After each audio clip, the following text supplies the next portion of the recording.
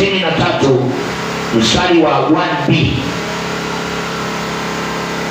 Katika nchi kame na uchovu isiyo na maji, yani katika desert, katika jangwa, hata kama mchana mzima nimepeshwa magunia, watu wamenidhihaki, mambo imenirundika, nimepitia hali ambayo si ya kupendeza, lakini ikifika jioni, haleluya, kabla sijalala nafanya nini? Nasoma neno, nakula neno, naingia kwa maombi na ushindi unapatikana. Kwa hiyo jinsi ya kukua ni hii. Baada ya kupitia hayo mambo yote, you need to know this. Soma neno lake Bwana kila saa. Kitabu cha Yoshua 1 mstari wa 8.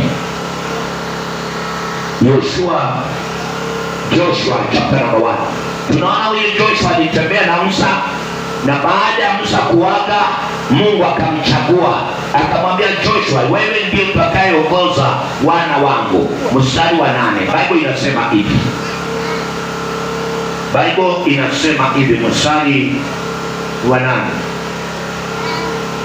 Kitabu hiki cha Torati kisiondoke kinywani mwako, bali yatafakari maneno yake mchana na usiku, upate kuangalia kutenda sawasawa na maneno yote yaliyoandikwa humo, maana ndipo utakapofanikisha njia yako, kisha ndipo utakapositawi sana.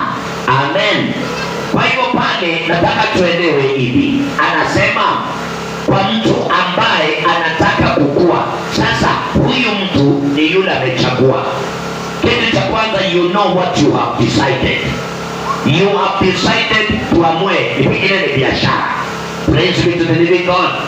Tuamue ni biashara unataka kufanya. Jambo la kwanza kwa mtu ambaye anataka kukua, unakuwa na decision. Number 1, it is decision, ambayo tumeambiwa katika kitabu ambacho ni cha Zaburi 63 mstari wa 1. Amechagua. And then number 2, in all ways, whether good or bad. Amen. Whether good or bad, ameamua kufanya nini? Kufanya kulingana na neno lake. And then Yoshua anapochaguliwa ameambiwa hivi, na kitabu hiki cha Torati, which means wakati ule hakukuwa na New Testament. I want you to get this. Praise be to the living God. It was the book of the law. Hatukuwa na New Testament, na hizo ndizo siku za Yoshua. Mtu anataka kusitawi, mtu ambaye anataka kuendelea, mtu ambaye anataka kufanya yaliyo sawa, anasema kwa wakati wake, anamwambia na kitabu hiki cha Torati kisiondoke kinywani mwako. Kwa hivyo anaposema kisiondoke kinywani mwako, anasema before you do anything, kwanza kitu kitoke ndani ya kitabu hiki. But before you eat, kitu kitoke ndani ya kitabu.